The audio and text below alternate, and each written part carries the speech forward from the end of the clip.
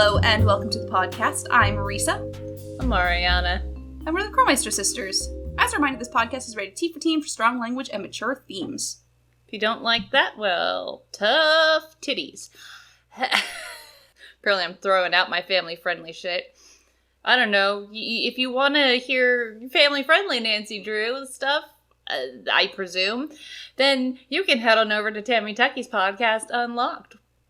Where they talk which to people. Doesn't generally update, but there's a few episodes. Quite a few. Yeah. So, sister, what are we talking about today? Today we're feeling our fall vibes. We're feeling spoopy. We are. We're gonna talk about some spooky, scary Nancy Drew. Exactly. So, Her Interactive recently put out their Halloween list of games, their top 5 Halloween games. And, I get some of them. I do. But let me tell you guys which ones they were. I think they might have literally gotten some of them confused with others. Yeah, for sure. Because, as we've said, they're clearly now being run by people who don't know the original games. Yeah, so they suggested Ghost of Thornton Hall. Fair. They suggested Shadow at Water's Edge. Also fair. Also fair. Midnight in Salem, I guess. Treasure in a Royal Tower. What part of it is spooky? And then also Curse of Blackmore Manor. It's I get the first two, on scariness levels, but what is Treasure in a Royal Tower? What? French history! I am also terrified of Marie Antoinette. Yeah. Maybe they're just scared of the revolution for when it comes. They should be. So, yeah, that gave us the idea to do our Halloween picks, games to play in the run-up to Halloween. Yes. That's pretty much... They switched Treasure in a Royal Tower to Message in a Haunted Mansion. I literally screenshotted the email they sent me yesterday. They have changed it since yesterday. That's fucking hilarious. Because they clearly got some... Somebody looked at it and went, Treasure in a Royal Tower? Didn't we say Message in a Haunted Mansion? Oh my god, they're different? Yeah, that's 100% what happened. Okay. So, these are our list of... It's a bunch of games. Who cares? I don't know how many. We'll think of more probably as we're going anyway. Probably. So, my first one that I decided was Warnings at Waverly Academy. And I obviously support this because it's so good and spooky. Yeah. Go. So, it's not it's not scary, right? No. But it definitely gives off those good autumnal vibes. Mm-hmm. And it gives off, it's super spooky and it's atmospheric, and going around the campus at night is so fantastic.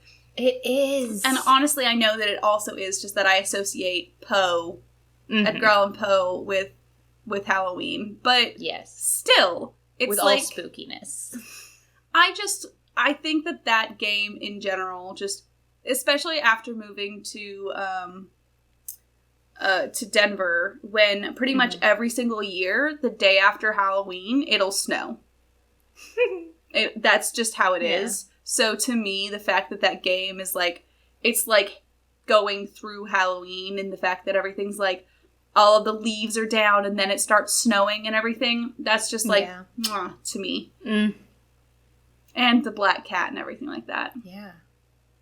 Just side note, to me, my birthday is in October. My birthday is the end of October, right by Halloween. So my entire life, I've kind of felt like Halloween's my holiday. You know? It's October is just my month, and you guys can all, it's fine. I just have a special relationship with Halloween that you guys don't understand. So says every October baby ever. But specifically end of October babies. Me, it's much more important. I'm just saying, everyone born at the end of October had to have Halloween birthday parties. So they all get me. The idea of, well, what if you just had your birthday party the same day as Cassie's Halloween party and it would be fine? And I went, no. I want gifts for both. So yeah, warning at Waverly Academy. That's basically just my way of saying that my opinion in this matter overrules yours. To anyone listening right now. Yeah, that's... I am a Halloween baby. Literally, my first Halloween, I was a tiny little pumpkin. She was a tiny little pumpkin. Very tiny. There's pictures of our dad going to the door at our grandfather's house and got a little pumpkin baby. Yeah, I was very small. So yeah, if anyone disagrees with me, I'm sorry, but overruled. Overruled. Sitting on an egg, sitting on an egg, sitting on an egg. We can remove that. Okay, your turn, sister. I said warning at Waverly Academy. Your turn. It is my turn. Mine is the next obvious one.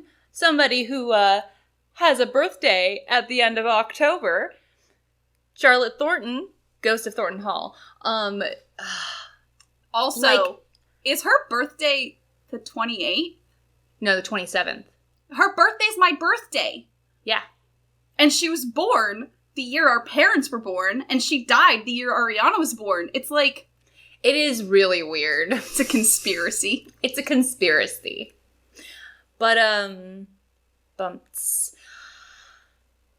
Yeah, no, as much as I love this game in general, it's even more so as a Halloween sort of thing, because, I mean, we walk through a fucking graveyard, a burned down place. I know, it's so good. Dilapidated fucking, oh my god, everything about it is so perfect.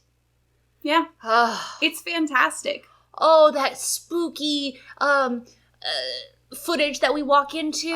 Oh, honestly, it has some of the spookiest cutscenes in all of Nancy Drew games. Yeah, pretty much.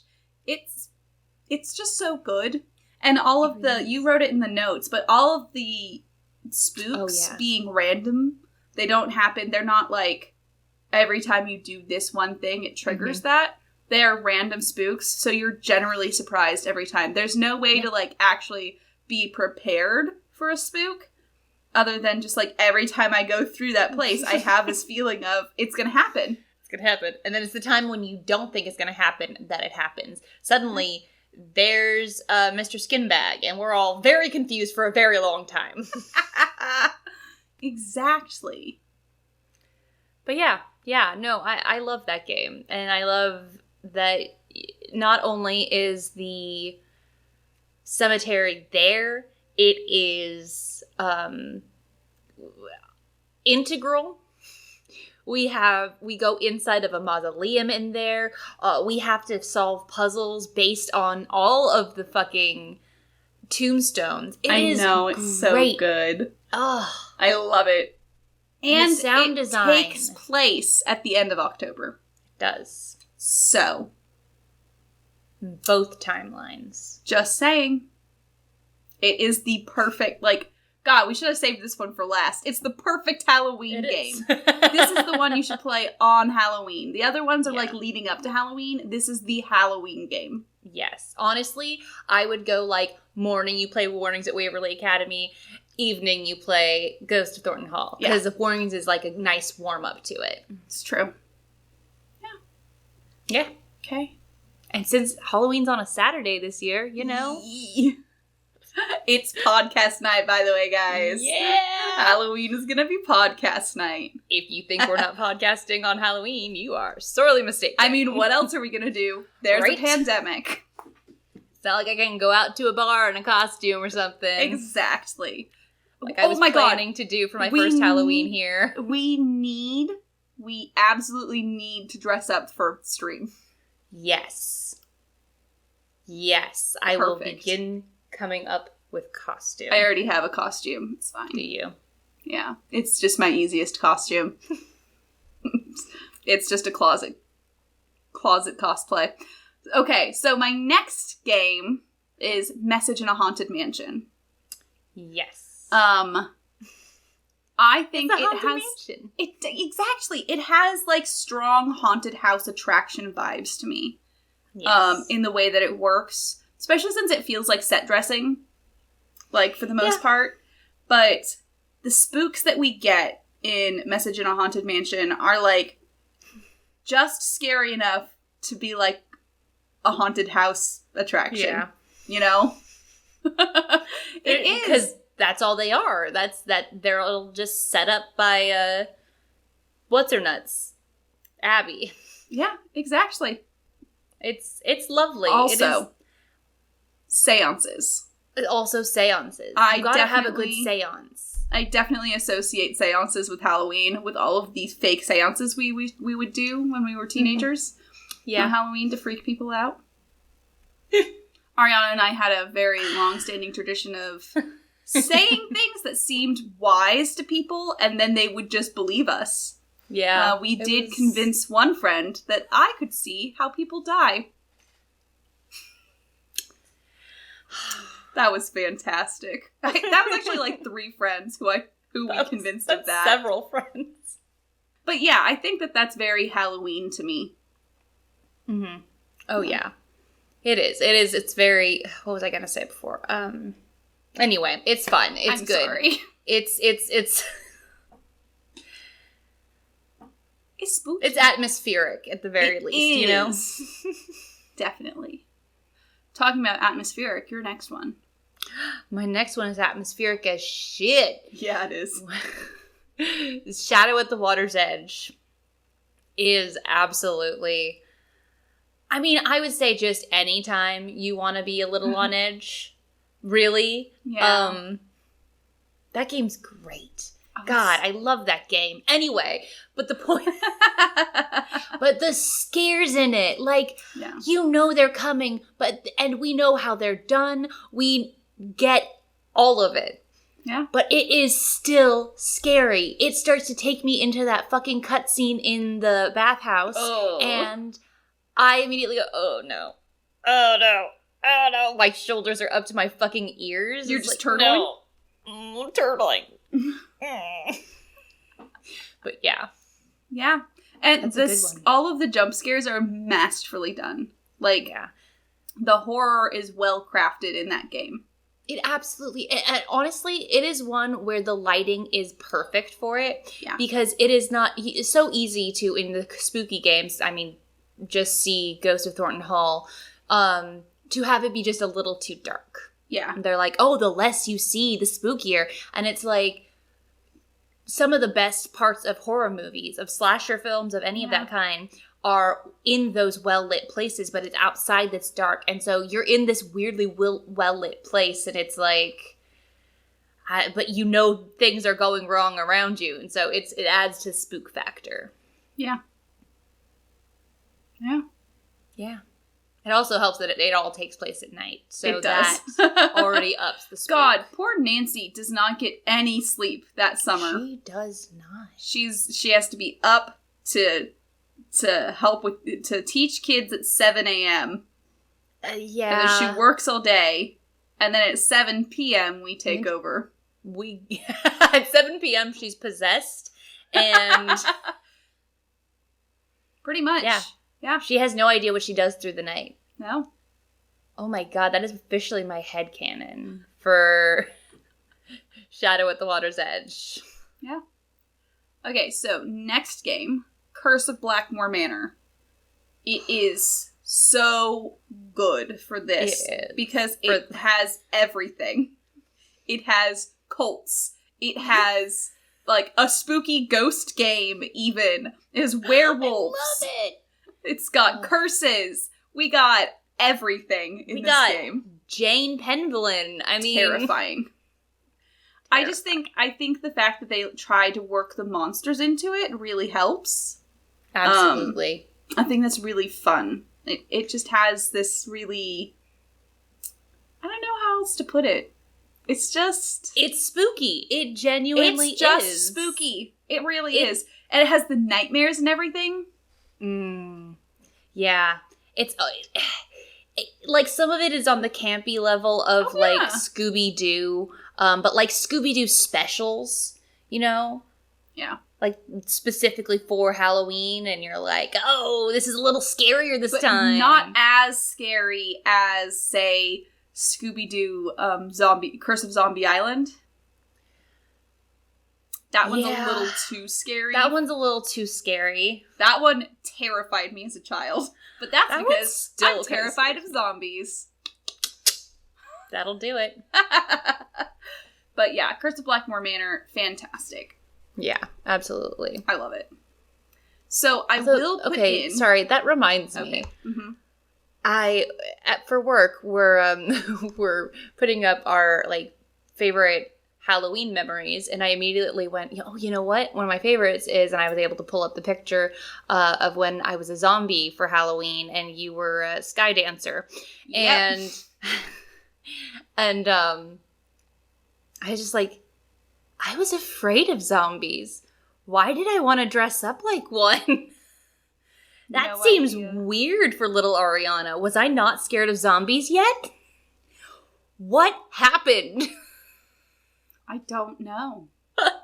I think it honestly had to do with I wore my recital outfit. Because when you're in dance recitals, you have to pay for the outfit.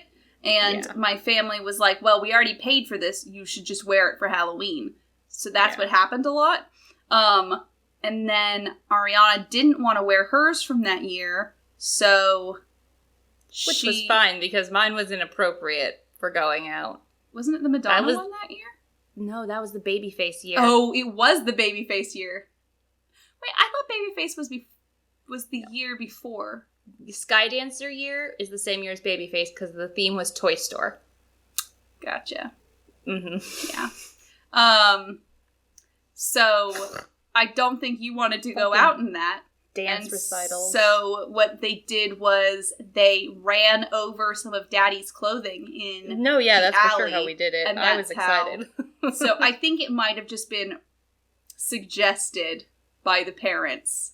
How can we do this? I always loved the one where I was the mouse in cheese. Yeah. But yeah, moving on. So, I'm gonna put this one out there, Midnight in Salem. Okay, we don't like this game. Just straight up. Ariana and I do not like this game. We're probably not gonna play it if we don't have to. No. But some of the fandom does like this game. And if you're one of those people, if you are one of the people who enjoys this game and thinks it's fun, then it's a good Halloween game. Yeah, absolutely. It has pumpkin carving. It has spooky cemetery. It's different. And it's got, like, the spooky ghost aspects, right? There are a lot of jump scares and stuff. So if Midnight in Salem is a game that you enjoy playing, then you should play it in the run-up to Halloween. It also has spooky atrocities. I mean, that's so cool, right? It's bad. It's super bad. We don't like it.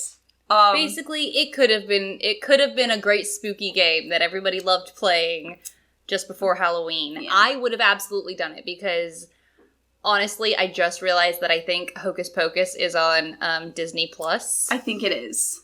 And, like, literally, just before coming in here to record, I was like, oh, is it on Disney Plus? And boyfriend's like, probably. Like, we're watching it. But anyway, I would have absolutely loved to have played a game set in Salem in a spooky, like, atmosphere, but, you know. We didn't really get that. We didn't get it. Instead, we got ableism and predatory adults. Yay! Hooray! Hooray! So next one that's actual, I'm going to say Legend of the Crystal Skull. I know it takes place in spring. However, there's the spooky skeleton man at the beginning, first off. That's like, we've told the story of how the first time we played it, it was all thundering out and everything. Yeah. The entire living room was dark. Just even though it was the middle of the day, it was so dark. It was great and just so scary. Mm-hmm. It was beautiful. And then it's spooky. It has so much atmosphere to it that the power is out in this spooky house. And you have to go through the cemetery and everything. Fantastic. Great spooky vibes. The eyes, also spooky. I think largely a lot of it just sort of makes me think of how we would always spend our Halloweens, which was in Old Town. Yeah. Hang out and go to the cemetery and exactly. just, you know, it's just some good shit. And go to the hear Whaley people, house, you know, mm-hmm. get some gumbo. Exactly. Weird little shops that are weird little shops that have random stuff that's kind of spooky, and you're like, oh, yeah, okay, yeah, it's good spooky. Also, it's always spooky time in Nolans. Yeah. I think I just had to find a way to get in there and say Nolans. Okay, good for you. Because I hate people who do that. Okay. Even the people who live there who do it? No, I was getting ready to say, not the people who, like, just naturally do it. The people who you're like, please fucking stop, Paul. That's not your accent? You don't have to do it like that. No. We're giving you guys an out. If it's not your accent to say it like that, don't say it like that. Don't do it. Just don't take that chance. Yeah. But were we done continue. with Crystal? Yeah. Low key, I do have a sort of a little attachment, which is final scene. Like, I do know that it takes place in the spring. Yeah. But I love it so much. It does have, I think it's just because it is that closed down theater vibe. Yeah. And maybe that is individual to us because we would walk around empty theaters and be like... Also specifically because that was always like an opening weekend of a show. Yeah. And we were always there after everyone left. Yeah. I know this for a fact because my birthday was usually in Tech Week. So... Yep. Yeah. It's okay, sister. And like... Specifically, it makes me think of it because the theater that we would go to, it's a whole thing. I can't explain the intricacies of what this was, but there was a group of high schoolers called Confetti, and they would use the theater for the haunted house to raise money. So they would make the inside of the theater like a haunted house and everything pretty much every year. And it was always like... So theaters automatically have that kind of vibe for me. Yeah. It's that spooky, you're not supposed to be here vibe. And so I feel like that really helps with it. Like, there's not much in the way of actual scares in the game, but it's got a great vibe. Yeah. Plus magic. I feel like Houdini always gives me a Halloween feel. I do know why, but I was getting ready to say I don't know why, but I was like, no, yes, I do. I'm also going to put in Ghost Dogs of Moon Lake as a game. Okay, I almost put that one on, Yeah, because it's super spooky at night. Like, during the day, it's not very spooky, but it's super spooky at night, specifically in, like, the woods, and you have to go in the cemetery and everything, and it's just... I don't know. It's like an earlier in October game. Like, get that one out of the way right now. Yeah. Like, definitely. But for sure. It's a good one to do. The whole ghost thing, just in general, it's just spooky. Yeah. Any more? I can't... I feel like there's one I'm missing. Haunted Carousel? You know what? Yes, because that does give me... That feels very much like a... Disney Channel original movie. Yep. Like, it's like Phantom of the Megaplex. It is very much like, which is funny because I feel like Final Scene should be more like Phantom of the Megaplex, but it just makes me think of it. Yeah, no, absolutely. This weird, like, things are just going wrong. Yeah. It's so dramatic and I love it. Yeah. It's not super, like, spooky all around, but the ambiance is spooky. I think also the fact that you're helping someone come to terms with the loss of her father and everything like that, it does give kind of Dia de los Muertos. Okay. Understandable. Yeah. Yeah. It's just kind of like, remembering the dead. Let's actually remember your dead mom and your dead father in the way they were. Let's stop pushing those memories down, because this is how you keep them alive. Yeah. That is absolutely. All right, I'm happy. Okay, so those are the games that we think are the best to play on the lead up to Halloween. If you guys can think of another one, or if you guys have just different ones that you associate with Halloween, let us know on our Facebook, Instagram, Twitter, YouTube, Twitch, or our fancy website, krolmeistersisters.knifefightclub.com. You can also find this podcast on Apple Podcast, Google Podcast, and Spotify. And in those places, you can leave reviews telling us, dang, you guys are right. These are spooky as shit. I really want to see, like, all of my fake reviews actually there. Leave a review, and I'll use it here, and I'll say it in a sarcastic tone. It'll be funny. If you want to subscribe to the... I can say words. Sure. I believe that. You can subscribe to our Twitch channel, get access to our wine class emote, our Sculpa emote, and at tier 2, you can get access to our Peace Out emote. You also get access to Podcast Night VODs, as well as the backer channel on our Discord. Or you can support us over on patreon.com/KrolmeisterSisters to get access to the backer part of the Discord, stream cap pictures, Podcast Night VODs. You can tell us what to talk about. If you're like, God, I wish they hadn't talked about this, you can then tell us what to talk about, and we have to do it because you paid us money for it. Yeah. Yeah. So, as a reminder, I'm Marisa. I'm wishing we'd clarified that statement. And we're the Krolmeister sisters, and we're asking you guys to stay sleuthy.